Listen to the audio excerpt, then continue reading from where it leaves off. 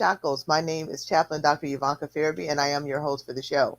If you followed my show over the last few years, you know I started off this show in giving encouragement and giving platform for anybody that's associated with the incarcerated, disenfranchised, and their families. But I soon realized that I couldn't stop there because you don't have to be behind physical bars to be in shackles in your heart and your mind. But what we believe here on the Holy Spirit Broadcasting Network, as well as Beyond the Shackles, is by the blood of Jesus, all can be set free. And speaking of being set free, I have a phenomenal guest for you that many of you are going to recognize. But because we do air all over the world, in case there's somebody that hasn't heard about this gentleman, I'll introduce you to him briefly. And it is Mr. Les Brown, and he's a renowned motivational speaker, author, and a former politician. He was born in Miami, Florida, and he overcame significant challenges, including being labeled educable mentally retarded. You say that 10 times. Wow. In grade school to become a prominent figure in the personal development industry. Brown's powerful speeches and writings focus on self improvement, leadership, and achieving personal and professional goals. His most famous works include the book Live Your Dreams and his popular motivational speeches, which have inspired millions around the world. And without further delay, I'd like to introduce to you Mr. Les Brown. Hello, Mr. Brown. Oh, are you muted?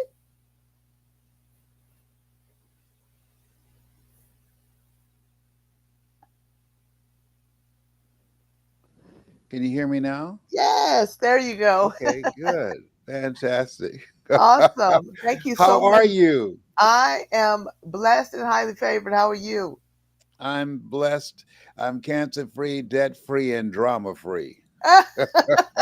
You know, we To have, God be the glory. Yes. I'm also a cancer survivor, so I can most certainly appreciate that. I'm so grateful as I know you are. Yes, I say cancer conqueror. Yes. Oh, yes. Yes. I like that. I'm going to adopt that for myself.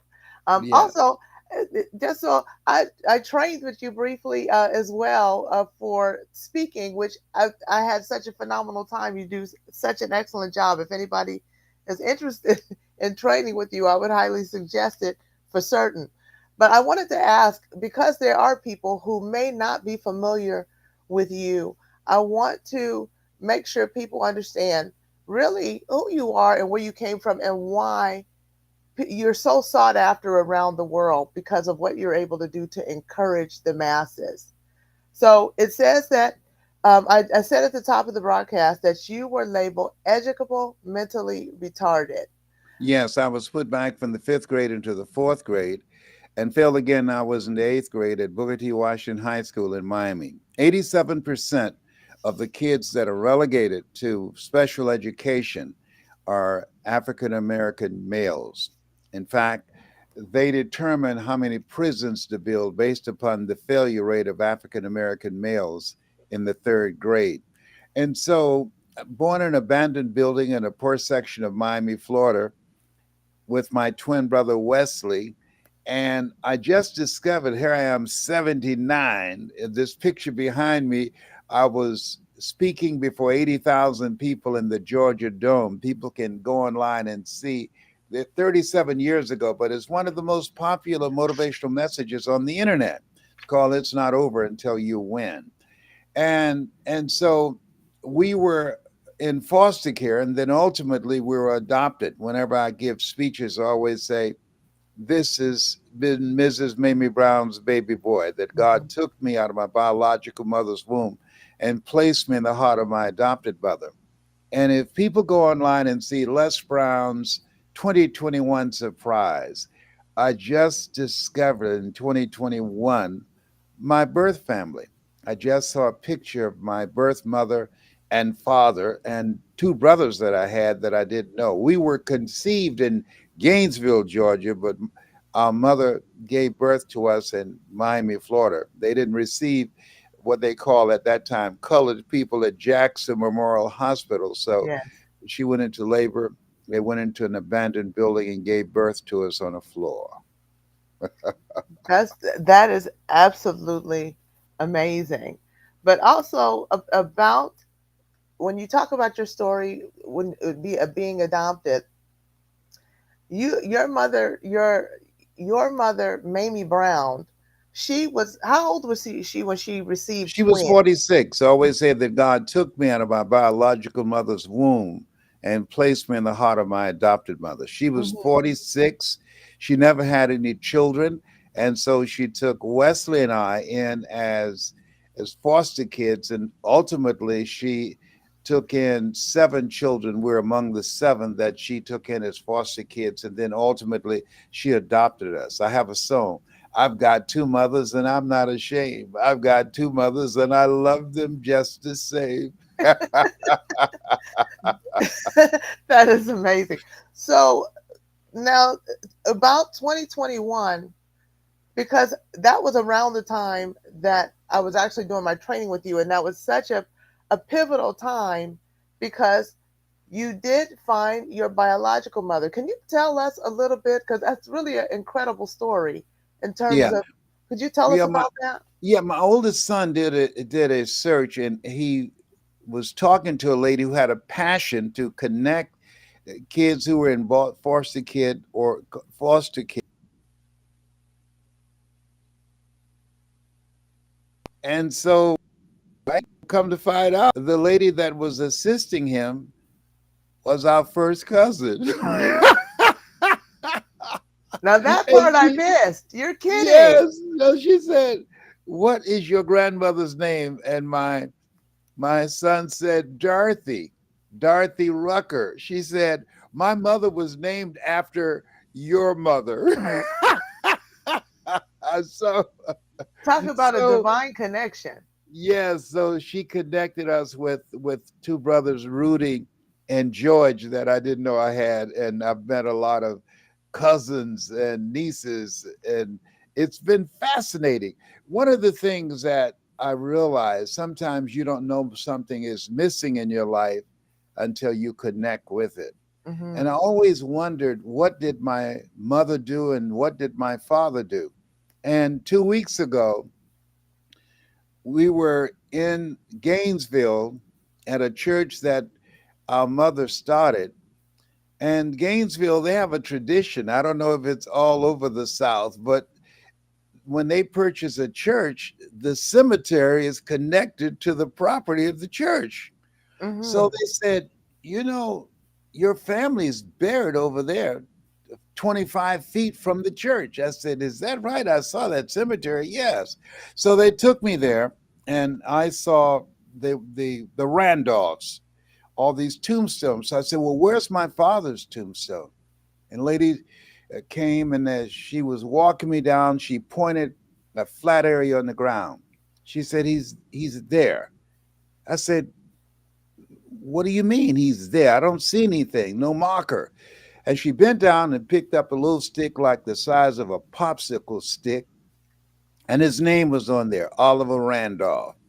He didn't have a tombstone. Wow. Now, in Yeah. the meantime, people were coming up saying, "Oh, your mother, Dorothy Rucker, she was a motivational speaker. She played the piano. She can sing. She was our mentor." Over and over again, I'm hearing all these stories about my mother and my grandmother, Beulah Rucker. She was a motivational speaker. She spoke with Mary McLeod Bethune and Eleanor Roosevelt, and they have the Beulah Rucker Museum. And there were no stories about my father, our father. Hmm. He lived a life of no consequence. And so, if he ever saw me speak, or my mother, and I did find out that she was at a church the first time that I left Florida and went to Atlanta and spoke at Dr. Barbara King's church called Spiritual Center. And my birth mother was on the front row. She knew me, but I didn't know her. And a niece who was with her said she cried all during your message, saying, "That's my boy." And she thought she was just agreeing with things that I was saying. And when she found out later, when I found out the information and did a radio interview and she called me, she said, "I know you would be surprised to know this, but your mother was at Hillside Spiritual Center when you spoke. I Mm-hmm. was with her. She took me to church. I Mm-hmm. said, wow. And so she didn't say anything to me. And but I just reflect on my life and saying everything happens as it should. I Mm-hmm. saw a picture of her and my father, and that's enough because Mamie Brown is my mama. Let the Yes. record show up Yes. in here, up in here. Yes. Yes. Now, when you said something that I would like for you, if you could expound on a little bit more, what does it mean to live a life of no consequence? Could you explain what that means and When your why it's. life does not matter, that Mhm. most people, when they die, the conversations about them end in around 2 to 3 weeks. Most people, particularly African American males, rather than leaving a legacy, they leave liabilities. Mhm. And so when you are living a life just like this program is designed to break the shackles on Mhm. our minds. Dr. Carter G. Woodson said, if you can determine what a man shall think, you never have to concern yourself with what he will do. He said, if you can make a man feel inferior, you never have to compel him to seek an inferior status, for he will seek it himself. And if you can make a man feel justly an outcast, you never have to order him to go to the back door. He'll go without being told. And if there's no door, his very nature will demand one. And so the work that you're doing to unshackle our minds is so very important Mhm. because of the culture that we live in that is designed to destroy our sense of self, to demonize us, and to dismiss us. That the goal and objective of your agenda here with this program is for us to live out of our imagination rather than our history Yes. and to live beyond our mental conditioning because we were not educated in this culture. We were indoctrinated to not have a sense that we matter. Mhm. I remember years ago, and there was a book that you remember called The Invisible Man. Mhm. Mhm. And and that book was talking about how we were invisible for the most part. That when you live in a culture that does not recognize your humanity. I remember as a kid when we got on a bus, we had to go to the back of the bus. Mama, there are seats up here. Leslie, listen to me. Go past that yellow line. So the culture was designed Mhm. to make us feel less than. And it was Yeah. passed on generation after generation. Just as you came on and you spoke about the blood of Jesus, Mhm. man's belief in God is measured by his belief in himself. And Mm. that was a part of the culture to give us the mindset that our suffering was ordained by God. Slave or you obey your master. Mhm. And so what I do and the difference between what I do and what ministers do, ministers preach the gospel about Jesus. I preach the gospel that Jesus preached. Mhm. They sell the messenger. I sell his message Yes. to help us to begin to get a larger vision of ourselves so we'll stop singing songs like soon and very soon we're going to see the king. No, We're gonna no. take our I, time and do yeah, what I, we. I remember when my mother passed and I had a dream about her and mama came to and she had a great sense of humor and I was depressed after she passed and so I had been diagnosed with cancer and mama said to me in the dream, well, Leslie, it seems like you gonna come see me real soon. I woke up, I said, not now, mama. I don't want to see you Right. this soon.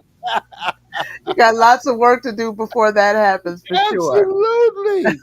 Absolutely. Yeah. Yeah. So let me go back a little bit because you have such a command on what it is that God has called you to do, and you've been walking in that. And I'm certain, and it has to be expanding even now, even at you said you're 79. Is that how old you said you Yes, were? I am. Yes. And that's you look absolutely wonderful, by the Oh, way. thank you. They Yeah. say black don't crack, but sometimes we need some Vaseline. Or some Jerkins hand lotion. Yes. Exactly, for certain, for Yeah. certain.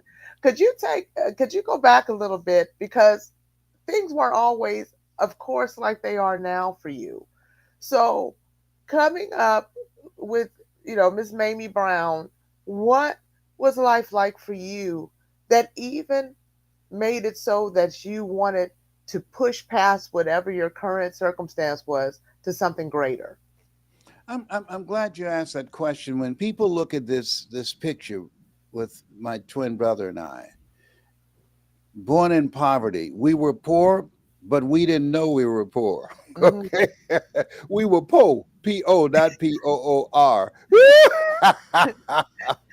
But I went to work with my mother. She cleaned homes on Miami Beach for wealthy families. The neighbors would keep my brother and other brothers and sisters, but they wouldn't keep me. They said, Mamie, you're going to have to take Leslie with you. And Mama asked him, why? Said, he's a little touch in the head. I had a lot of energy. I was always getting in trouble.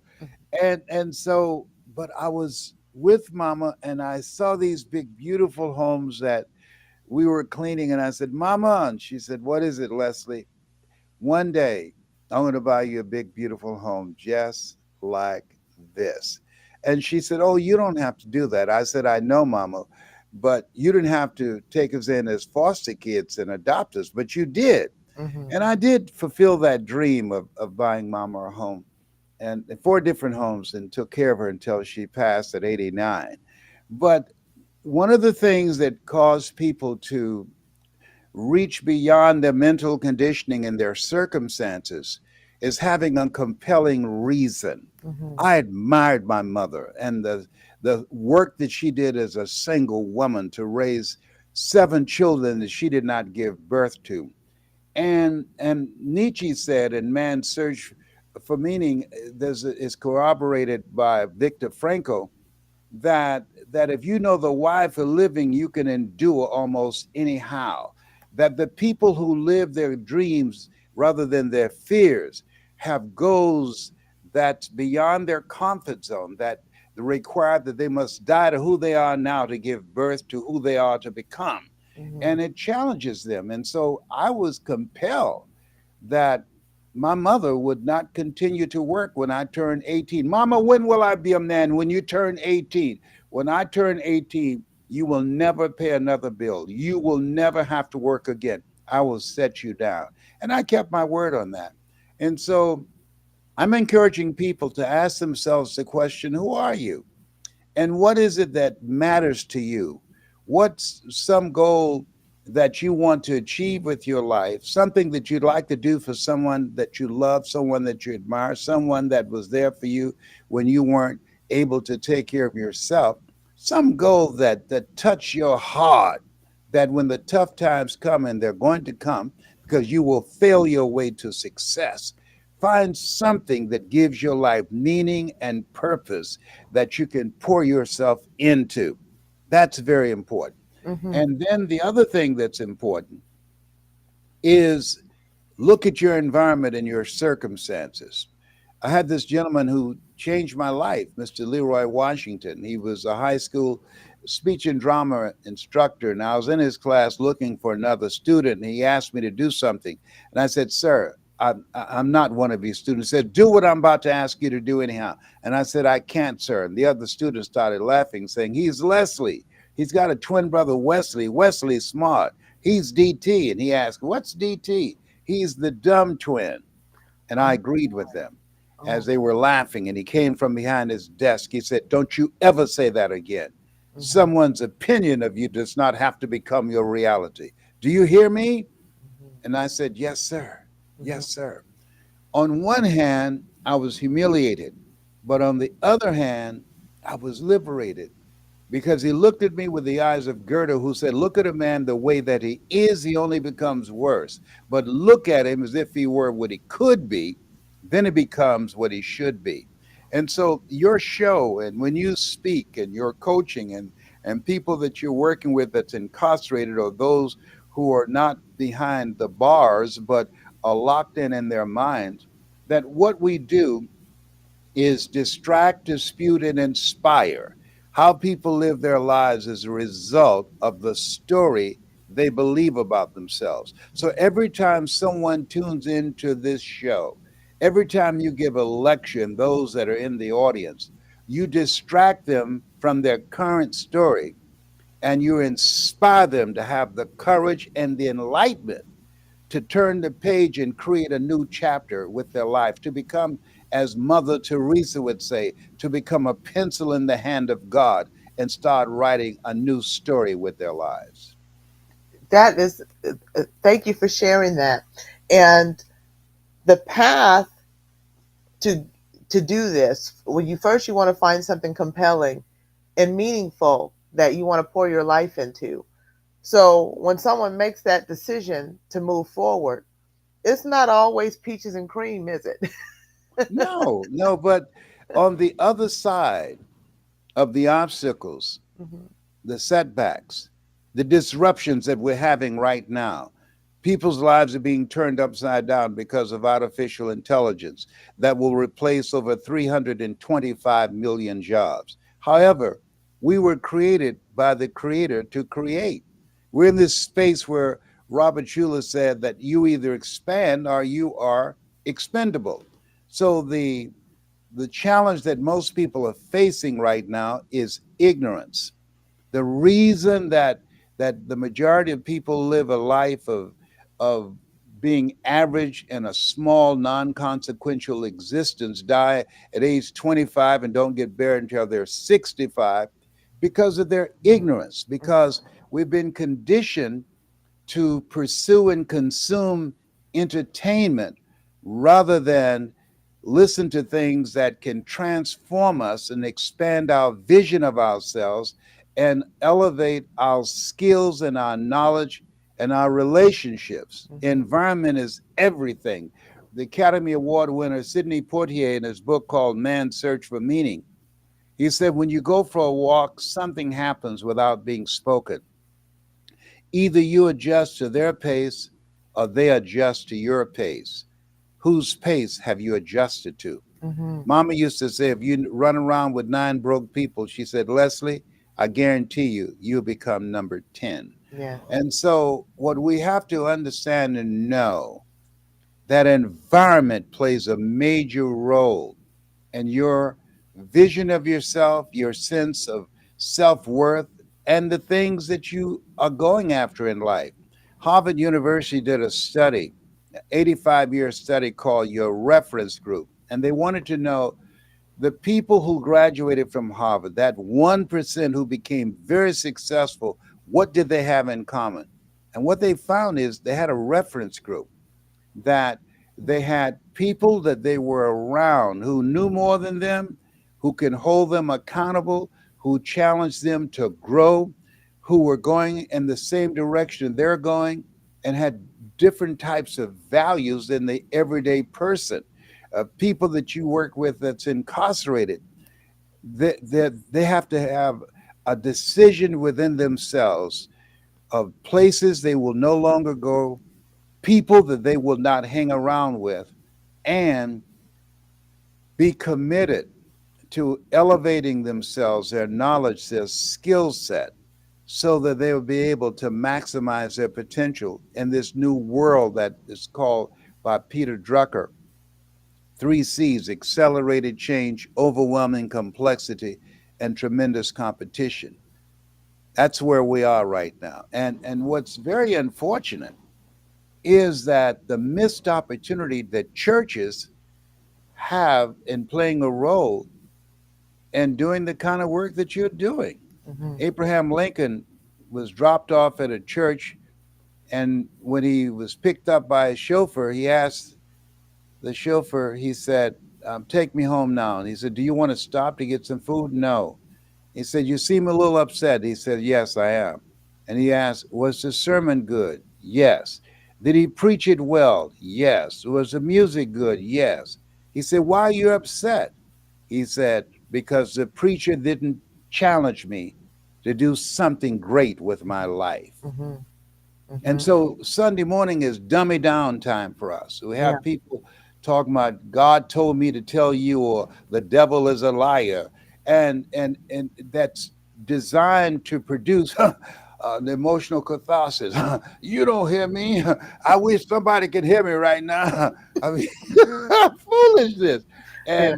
And Peter Drucker said that we are in this space where we must unlearn, learn, and relearn, because the things that we learned yesterday won't serve us today. Mhm. Mhm. You said a And that's mouth. why many of us are stuck. Yeah, Yes. you said a mouthful because even to tell you how true that is, even incarcerated men and women, everything that you just said, they make a decision behind bars. The the the men and women that I see that do the best in not being a statistic with the recidivism rate and going back took their time behind bars to create a life behind bars.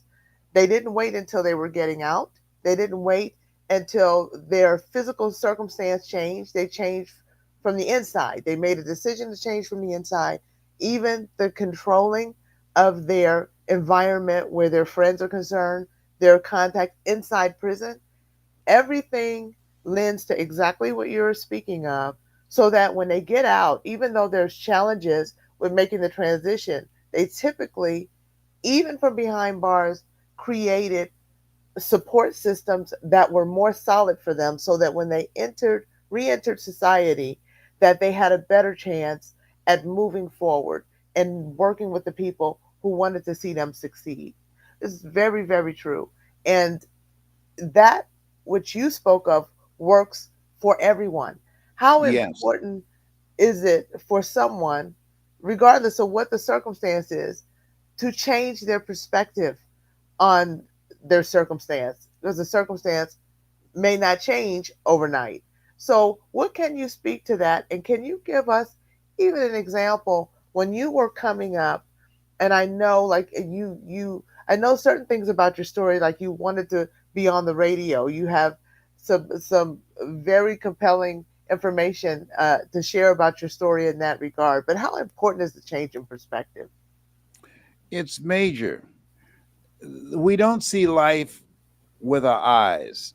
That's why we're taught judge not according to appearances. We see it with our mindset. A doctor and a nurse going into a room looking at a patient, the doctor will see things that the nurse cannot see. And so, in order to change one's perspective, you have to focus on the inside job. There is a quote that I love very much. It's an African proverb. If there's no enemy within, the enemy outside can do us no harm. Shakespeare said, "The fault, dear Brutus, is not in our stars, but in ourselves that we're underlings." I have a passion for working with people that are incarcerated. I have a program that is designed and proven to reduce the recidivism rate by over 80%, because my mother was once incarcerated when she could no longer pick up the big pots at the M&M cafeteria in downtown Miami, and they fired her. And she had 7 mouths to feed. So Mama sold moonshine and homebrew. Mm-hmm. And she was eventually arrested, Mm-hmm. and they took Mama away. It's a very challenging time in my life. Mm-hmm. I had to become a man at 10. My brother's very quiet. He looked out for our other brothers and sisters. And I I sold copper and aluminum foil. I cut grass.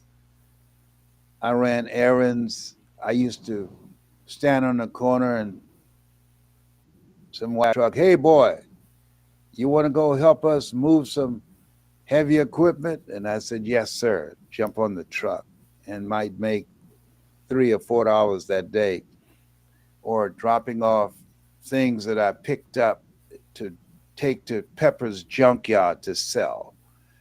And in this time, I learned a lot about me and about life. That there's a reason we're taught, think it not strange that you have faced the fiery furnaces of this world. You will, not you might. You will have tribulations. They don't teach us that life is full of disappointments and setbacks. Victor Frankl said, in life, you either in a problem, just left one, or headed toward one.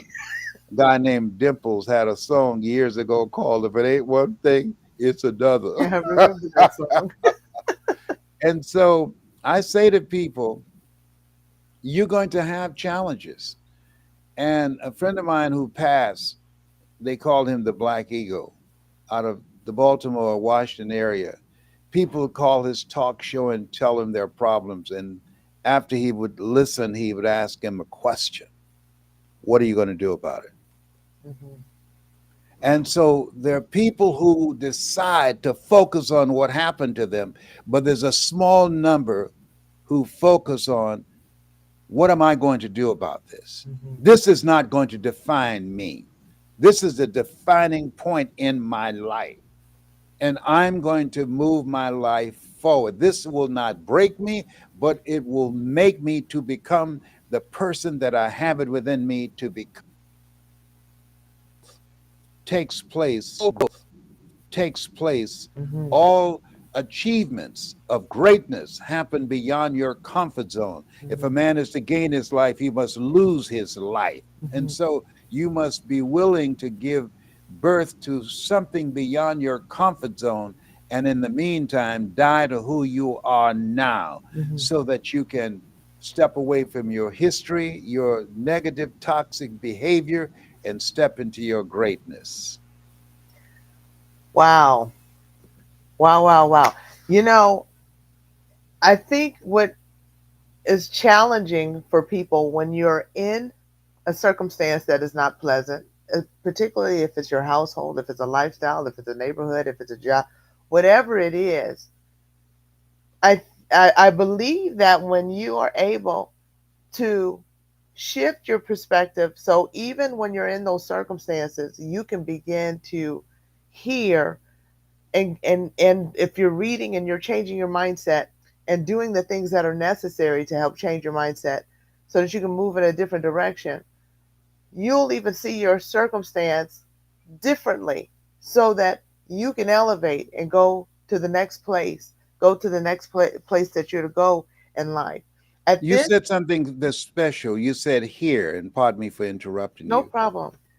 Dr. Howard Thurman, who was a mentor of Dr. Martin Luther King Jr. and Albert Schweitzer and Mahatma Gandhi, he wrote Deepest of Hunger, The Inward Journey, The Voice of the Genuine. He said there's something in each and every one of us that waits and listens to the voice of the genuine in ourselves. It might be the only voice we will ever really hear. Don't hear it. Life, Hmm. all of our life will be controlled by the ends of strings that somebody else pulls. Hmm. Hmm. And because most people follow the herd and their hurts rather than follow their heart, where your heart is, there your treasure is also. Hmm. That most people die an empty life. Dr. Miles Monroe, he and I used to speak a lot. He's one of my mentees, Hmm. and we talked about the fact that the ideal situation for man or woman to die is to have family members praying with them as they cross over. He said, but imagine, if you will, being on your deathbed and standing around your bed, the ghost of the dreams, the ideas, the abilities, talents given to you by life, but you, for whatever reason, you never pursued those dreams. You never used those talents. We never heard your voice. We never saw your leadership potential. And there they are standing around you, looking at you with large, angry eyes, saying, we came to you, and only you could have given us life. And now we must die with you forever. And Hmm. always ask the audience, if you died today, what dreams, what idea, what inventions, what talents, what abilities, what music, what artwork, what visions will die with you? Hmm. And the Hmm. audience is usually very quiet during that time. Because it is something to think about, and it's an important question to ask yourself, because we're all put here for a purpose. We're not put here to just, live, eat, and go to work and die. And I can't remember the statistic, but I saw a statistic once that talked about the percentage of time that you spend working versus when you finally retire. And many people pass away when they retire Within because, 25 months of retirement. oh my, yes, that When was you the, look at the average person, we spend more money on entertainment and time than we do listening to programs like this that can empower us, than we do spending time asking the question, who am I? Why am I here? What am I supposed to do? I'm teaching people how to die a life of no regrets. mhm, mhm, This there's a hospice nurse, and she talked to people in their final days of life, and they talked about the things that they did not regret. I mean, that they regret. mhm, And these were very wealthy people. And what she found that none of them mentioned their wealth, the business, ask how the sales, what the revenue like. They didn't talk about that. They talked about relationships did not cultivate, that they sacrificed, that they did not spend time with people that they love. I mean, at this stage of my life, I got 15 grandchildren and four great grands. mhm, So I am now turning down speaking engagements. I received from Cancer Centers of America a 39-year fourth stage cancer conqueror, 39 years. mm, And so we all going to exit here. I remember when Gladys Knight and I were married, and we were at a table in Vegas, and seated across from us was Frank Sinatra. And I heard Frank Sinatra say to a young man, he said, live each day as if it were your last, because one day it will be. mhm, And so, what I'm encouraging people to do, I got up this morning, and last night I wrote down the things I wanted to do today. And then when I got up this morning to look at the list, I asked myself, Les, if this was the last day you will have on earth, are you going to do these things that you've listed? And I drew a lot of lines through things. You made the cut. and I thank you for the favor that you have shown me. I so appreciate it, and I Yeah. know our audience does as well. Yeah, I only do things that's in alignment with my purpose for being here. Mhm. You have to ask yourself the question, because life is faster than we realize. I mean, I'm 79. I used to think people in their 40s were old. I'm 79. I said, who does this? And so now I feel like I served at the Lord's Supper, but I got a lot of good tips.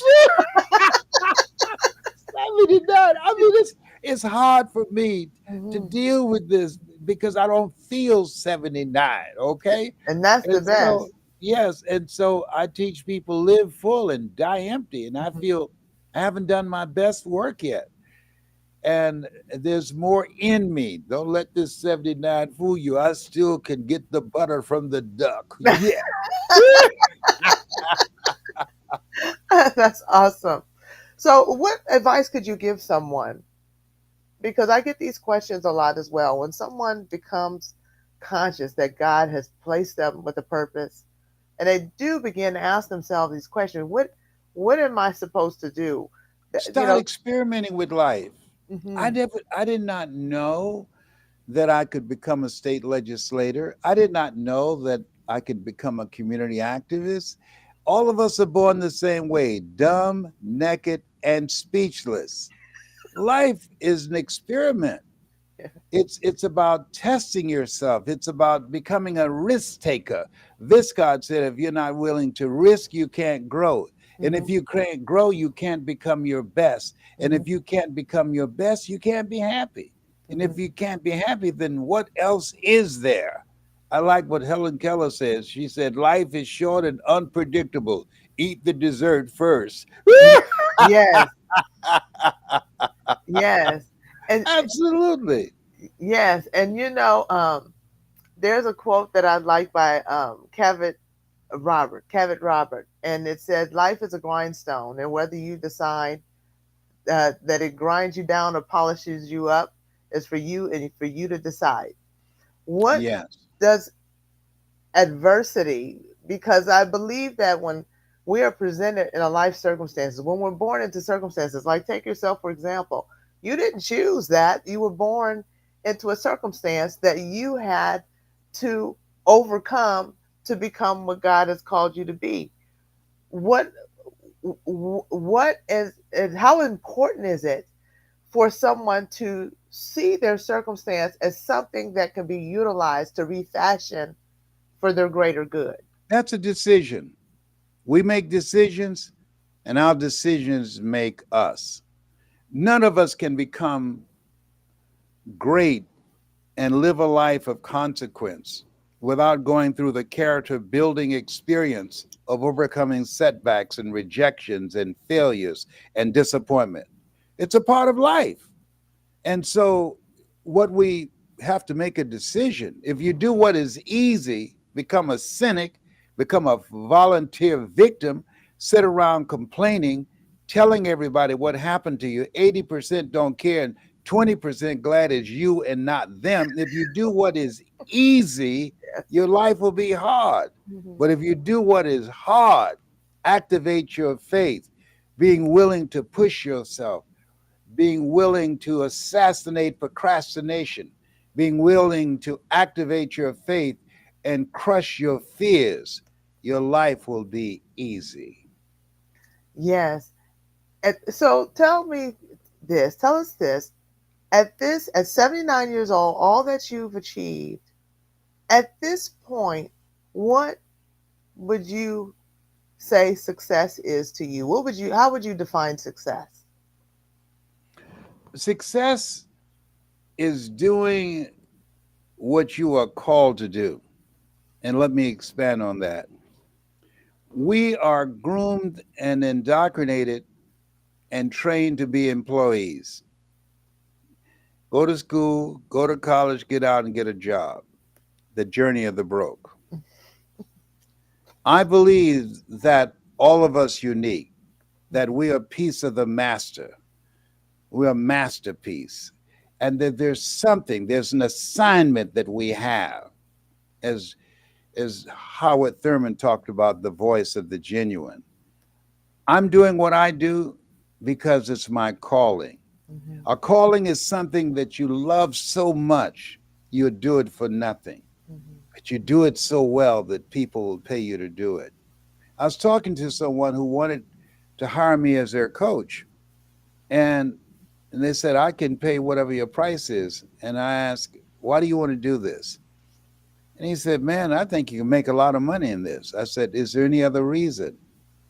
He said, "No, I got a lot of things on my chest that I want to get off." I said, "I'm not your guy." Mm. He said, "What do you mean?" I said, "I only want to work with people who want to speak to serve. You want to speak to sell. Mhm. I speak to serve." And I've Mhm. earned over $60 million doing that. Mhm. That's what my focus is. The Mhm. greatest among you will be your servant. I Mhm. said, there's people out here who will help you to learn how to speak to sell and stand up and get some stuff off your chest. Mhm. But you're not my kind of guy. Yeah. And I study, I read. And my twin brother now, he's reading 30 pages a day, just like I do Mhm. every day. Mhm. This is my anti dementia program, my anti Alzheimer's, my anti assisted living program, my anti nursing home program. My goal as I get older is to be able to wipe my own behind. And that is a great Yeah, goal. I'm not gonna be a burden to my children. I know one will pray for it, but ain't gonna wipe it. I got another one who will write a rap song about it, but ain't gonna wipe it. My goal is to be independent, Yes. taking good care of myself. I'm taking care of the old man in me, Hmm. Hmm. and so I eat right, I exercise, and I have goals that I'm reaching for. People with goals live longer than people without goals. Hmm. A friend of mine called me, and we're the same age. He said, "Man, I see you all over the internet. You still doing it?" I said, "Yes." I said, "What are you doing?" He said, "I live my life." I said, "You have?" I Wow. said, "I didn't know that people in the cemetery who taking a dirt nap, you can wake up and have phone privileges." I said, "You still got a pulse. Come on, Toby. Are you Yeah. kidding me? You got a life in you that you haven't even tapped into." I said, "Challenge yourself, find something meaningful, volunteer to do something, be an active force in life Hmm. until you take your last breath." Hmm. Yeah, I just got through speaking with someone who was having a challenge finding employment. It's a younger man. He has a young family, and that's one of the things I suggested that he do. What is it that you can do to make a difference? Have you ever thought about volunteering while you're looking for work? Being unemployment is a choice. Hmm. Mm, yeah, We're talk, living in a expand on that. time, we're living in a time that you can learn anything online. YouTube University.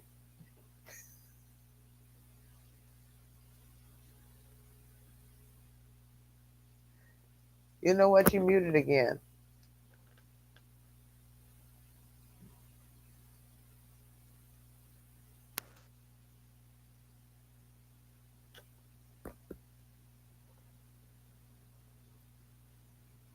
You just went mute. Oh no! Can you hear me?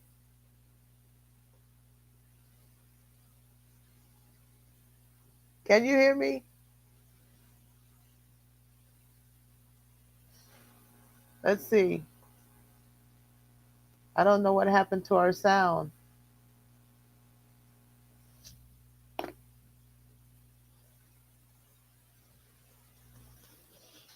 Yeah. What about now? Yes. I can hear you Okay. now. All right. I don't know what happened there. Anyhow, that most people, because we've been programmed to be entertained Hmm. and don't value time. People Yeah. say money is time. No. Money, I mean, time is money. No. Time is life. You Yeah. lose some money, you can get some money. Yeah.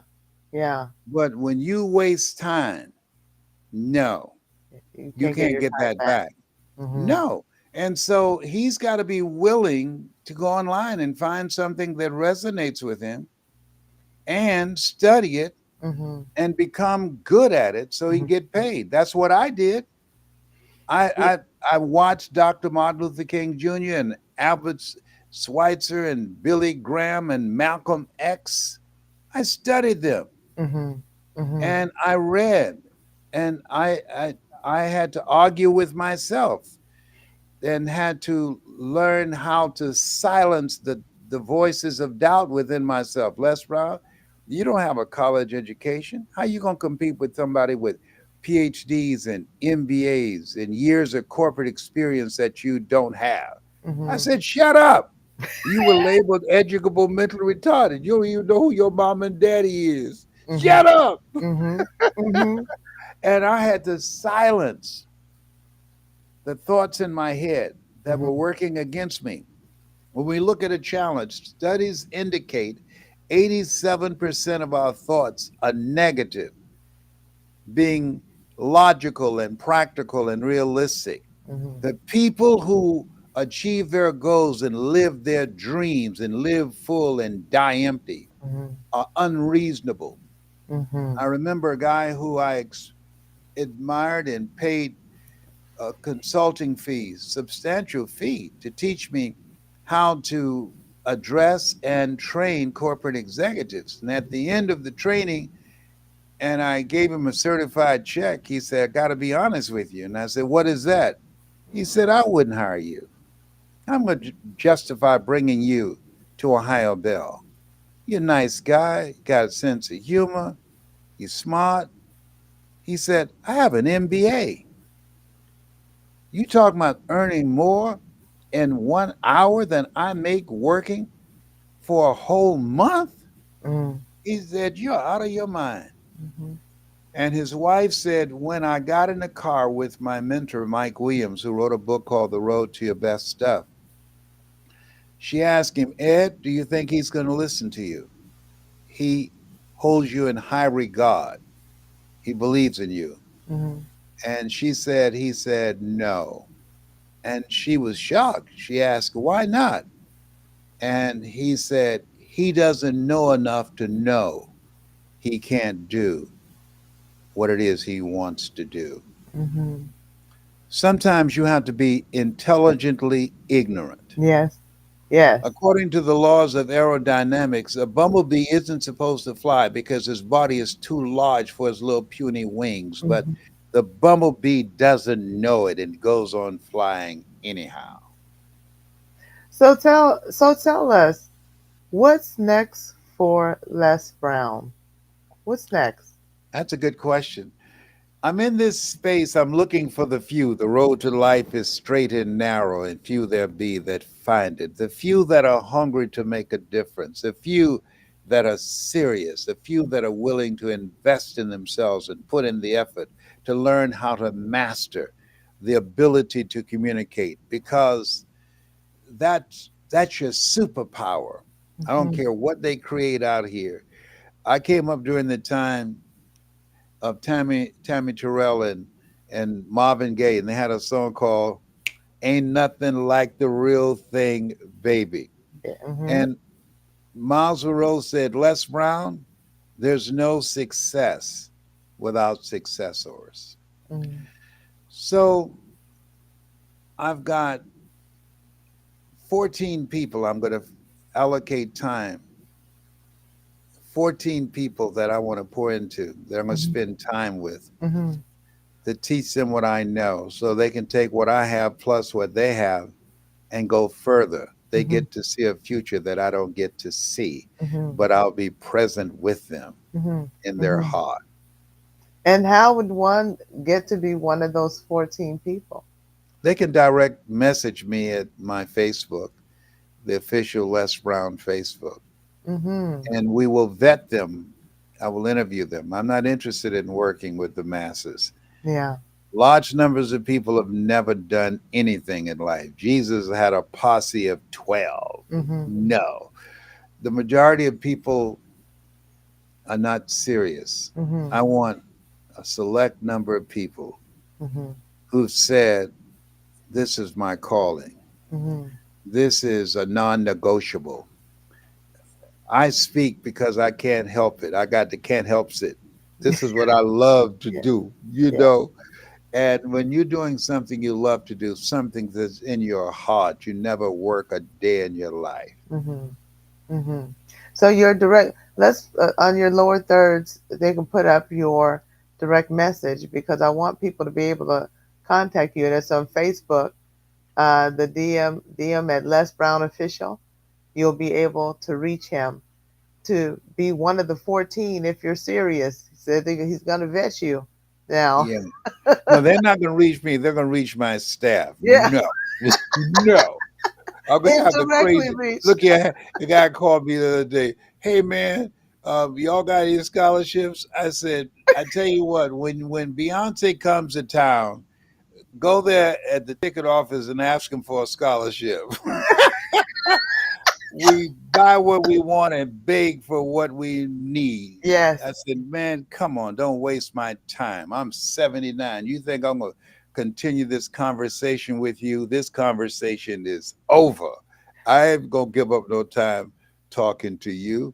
Most people are seriously not serious, and that's Mhm. okay. Mhm. That's okay. Yeah. A person convinced against their will is of the same opinion still. There's some people that are very comfortable with where they are, that you and I look at that and say, how can they live like this? Mm-hmm. And Mm-hmm. it's because they've made it okay. Mm-hmm. They don't feel Absolutely. like they deserve any better because we've been programmed in church. Lord, I'm not worthy. Give me a Mm-hmm. break. You Also, deserve the best that life has to offer. and it doesn't hurt bad enough. You got to want out. Absolutely. And you got to invest in yourself. When they demanded of Jesus, when the kingdom of God shall come, he said, the kingdom of God cometh not by observation. They shall say, is neither lo there, lo here. Behold, the kingdom of God is within you. Mm-hmm. Mm-hmm. And so when you speak, when people listen to your show, when I speak and the people that I train, the kingdom is voice activated. Mm-hmm. There are people whose lives you are changing that you perhaps will never meet. Mm-hmm. They listen to you one day while in the car, Mm-hmm. listen to you one day while at home, Mm-hmm. and something in your voice, something about your personality, Mm-hmm. something about the guests that you had that spoke and expanded their vision of themselves, increased their sense of worthiness, where they come to believe, I deserve better than this. Mm-hmm. Mm-hmm. Absolutely. Now we have about 3 minutes, 2 minutes. What would you like? Could you just speak an encouraging word to our viewing audience? What is it that you want them to take away from this in this final time? You were born and preserved for such a time as this. You were chosen out of 400 million sperm. God had a lot of choices, but He chose you. There's something that you have that's in you that the world needs. And when we choose not to use the gifts that God has given us, when we choose not to take the time to discover who we are and whose we are, we're spitting in the face of God. Mm-hmm. Always strive to get on top in life because it's the bottom that's overcrowded. There's a Russian author, Leo Tolstoy, and he says, as I face inevitable death, what in the meaning and purpose of my life that will not be undone or destroyed when I'm gone? I encourage you to live a life that will outlive you. Thank you for who you are and for pursuing your greatness. And stay hungry. Because I'm hungry. I want to thank you, Mr. Brown, for joining us on Beyond the Shackles. And I want to thank our viewing audience. Please reach out to Mr. Brown on Facebook. You'll reach his people. You'll reach his people, and they can tell you how you can advance. If this is something that you are passionate about and feel that you're called to do, you couldn't train with a better person. I'm here to testify to that. But thank you all for joining us on Beyond the Shackles. And remember, by the blood of Jesus, all can be set free. And we love you. God bless